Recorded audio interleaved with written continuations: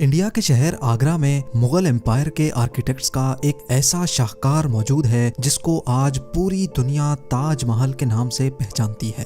42 ایکڑ پر پھیلا دور سے ہی چمکتا ہوا یہ مقبرہ جہاں اپنے اندر خوبصورتی کے باغیچے سجائے ہوئے ہے، وہیں اس کے اوپر غم اور اداسی کے کئی بادل ابھی تک منڈلا رہے ہیں۔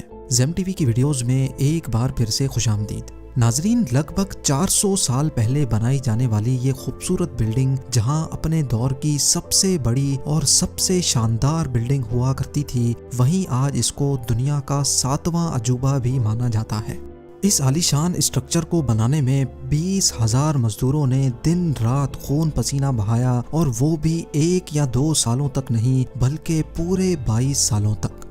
اگر آج کے دور میں اس کی قیمت کا اندازہ لگایا جائے تو سنگ مرمر کا یہ انمول مقبرہ حیرت انگیز طور پہ $1 بلین یعنی 7,500 کروڑ روپیوں سے بھی زیادہ مہنگا ہے، کیونکہ اس بلڈنگ میں مغل آرکیٹیکٹس نے اپنے ہنر کی کئی ایسی نشانیاں چھوڑی تھیں جن کی دنیا کے ٹاپ انجینئرز بھی آج تک تعریف کرتے ہیں۔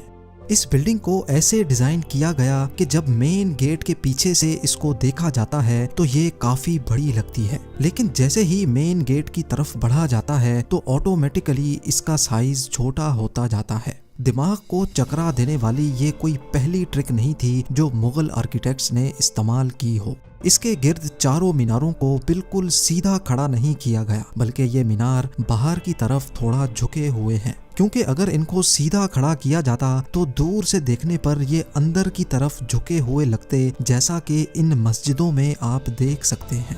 ان میناروں کو باہر کی طرف جھکانے کا ایک اور ریزن بھی تھا، اور وہ یہ تھا کہ خطرناک ارتھ کوئک کی صورت میں اگر یہ مینار گریں بھی تو یہ باہر کی طرف گر کر تاج محل پر ایک آنچ بھی نہ آنے دے۔ لیکن آخر ماجرا کیا تھا کہ اس کو بنانے والے کسی صورت میں اس پر ایک خراش بھی برداشت نہیں کر سکتے تھے۔ تاج محل کے وہ کون سے راز تھے جن کو 400 سال پہلے چھپانے کی کوشش کی گئی تھی، اور جب اس دور میں کنکریٹ یا اسٹیل ہی نہیں ہوا کرتا تھا تو آخر اس عالیشان مقبرے اور اس پر موجود 40 میٹر اونچے ڈوم کو کیسے بنایا گیا؟ یہ سب اور اس سے بھی زیادہ آپ جان سکیں گے آج کی اس اسپیشل ویڈیو میں۔ ناظرین، یہ معاملہ اسٹارٹ ہوا تھا سن 1607 میں، جب انڈیا اور پاکستان کے اس خطے میں مغل امپائر کا ہولڈ ہوا کرتا تھا۔ اس دن مغل شہنشاہ کا سب سے چھوٹا بیٹا شہاب الدین محمد خرم 15 سال کا ہو چکا تھا، اور اسی کی سیلیبریشن کے لیے آگرہ فورٹ میں ایک عالیشان پارٹی رکھی گئی تھی۔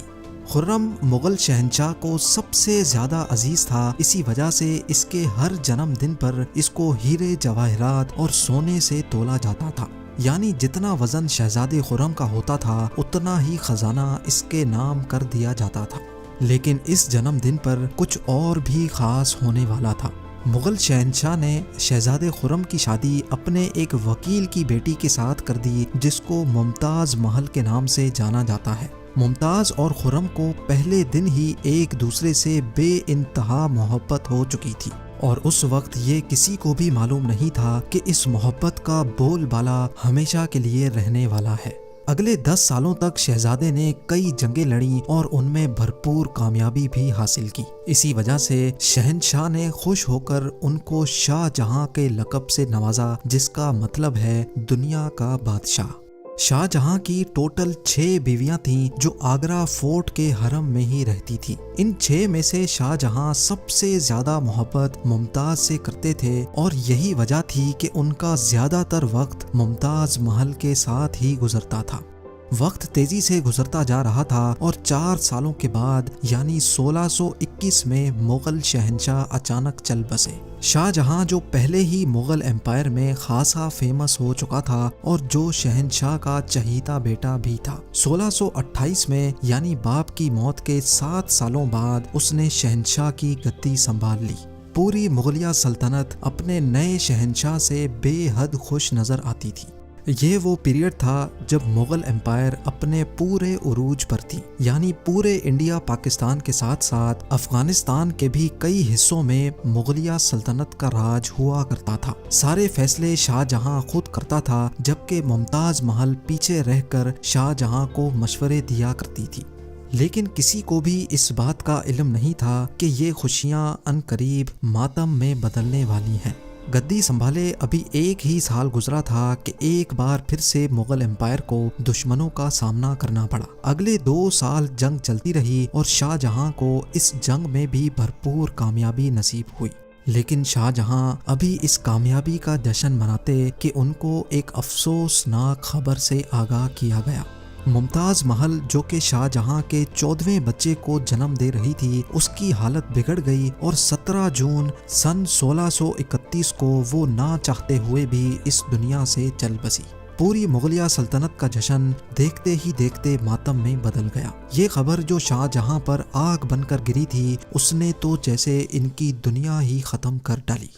شاہ جہاں کی سب سے پہلی محبت اور ان کی سب سے عزیز بیوی ممتاز محل اس دنیا سے رخصت ہو چکی تھی۔ کہا جاتا ہے کہ اس غم کی پرچائی نے شاہ جہاں کو کالے اندھیروں میں دھکیل دیا تھا۔ اگلے 8 دنوں تک انہوں نے کچھ نہیں کھایا اور اگلے 2 سالوں تک نہ کوئی موسیقی سنی اور نہ ہی پرفیوم لگایا۔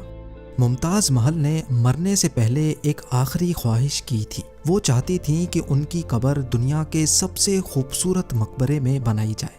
اس ٹاسک کو اور ممتاز محل کی آخری خواہش کو پورا کرنے کے لیے شاہ جہاں نے اپنی ساری دولت اور پوری زندگی وقف کرنے کا ارادہ کر لیا۔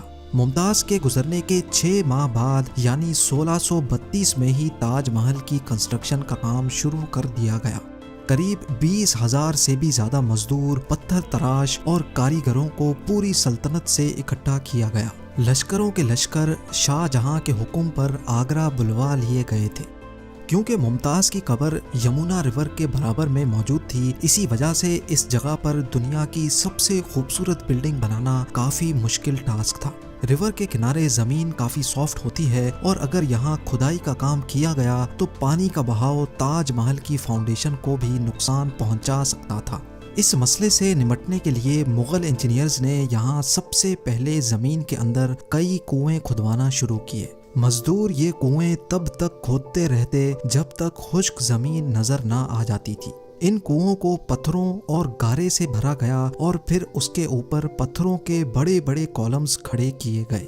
اس سارے کام کو انجام دینے کے لیے مزدوروں کے ساتھ ساتھ ہاتھیوں کی ایک بہت بڑی فوج کو بھی استعمال کیا گیا۔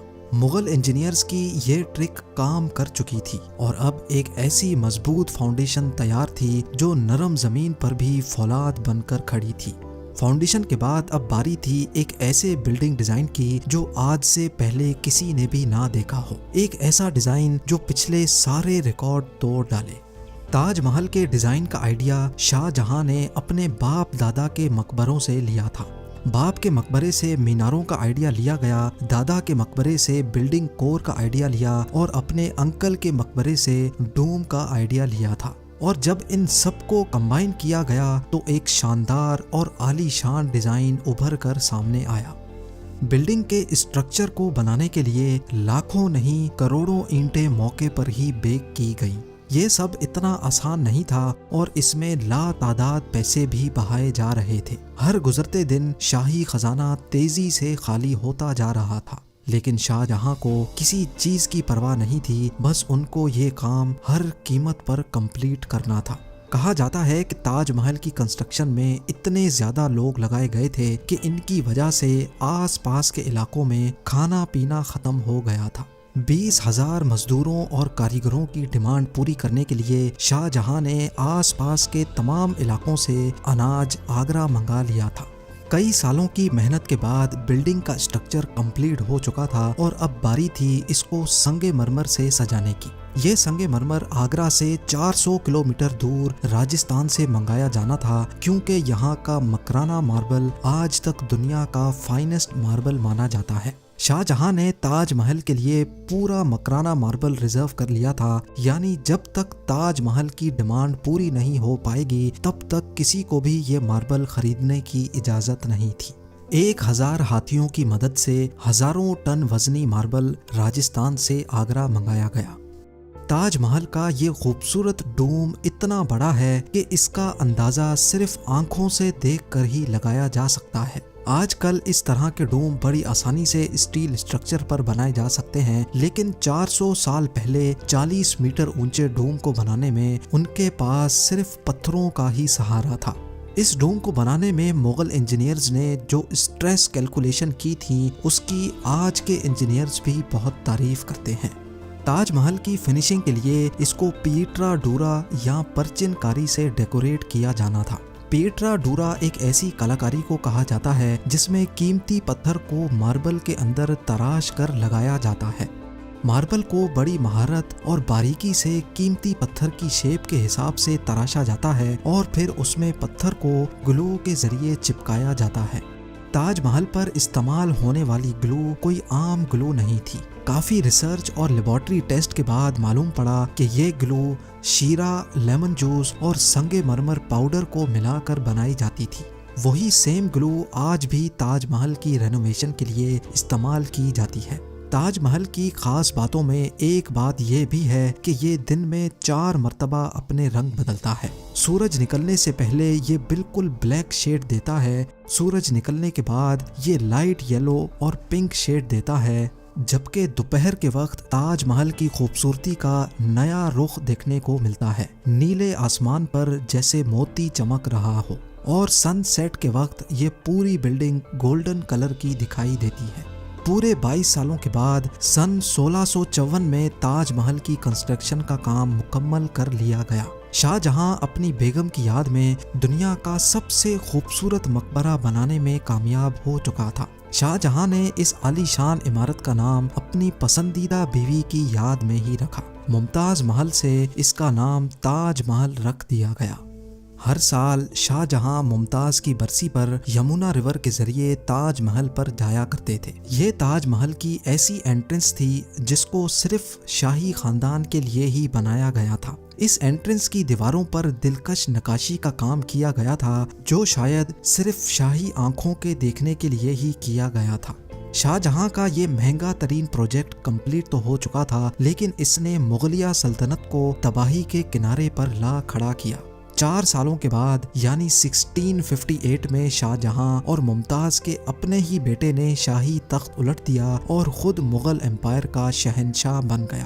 شاہ جہاں جو پچھلے 30 سالوں سے اس تخت پر راج کر رہے تھے، اس کو قیدی بنا کر آگرہ فورٹ میں ہی بند کر دیا گیا۔ صرف ایک فیسلٹی ایسی تھی جو شاہ جہاں کو دی گئی، اور وہ یہ تھی کہ جس کمرے میں اس کو بند کیا گیا تھا اس کی کھڑکی سے وہ تاج محل کو دیکھ سکتے تھے۔ 8 سال قید میں رہنے کے بعد 74 ایئرز کی ایج میں شاہ جہاں بھی اس دنیا کو الوداع کر گئے۔ شاہ جہاں کا اب ممتاز سے دوبارہ ملنے کا وقت آ چکا تھا اور ان کو تاج محل میں ہی دفن کر دیا گیا۔ امید ہے زیم ٹی وی کی یہ ویڈیو بھی آپ لوگ بھرپور لائک اور شیئر کریں گے۔ آپ لوگوں کے پیار بھرے کامنٹس کا بے حد شکریہ۔ ملتے ہیں اگلی شاندار ویڈیو میں۔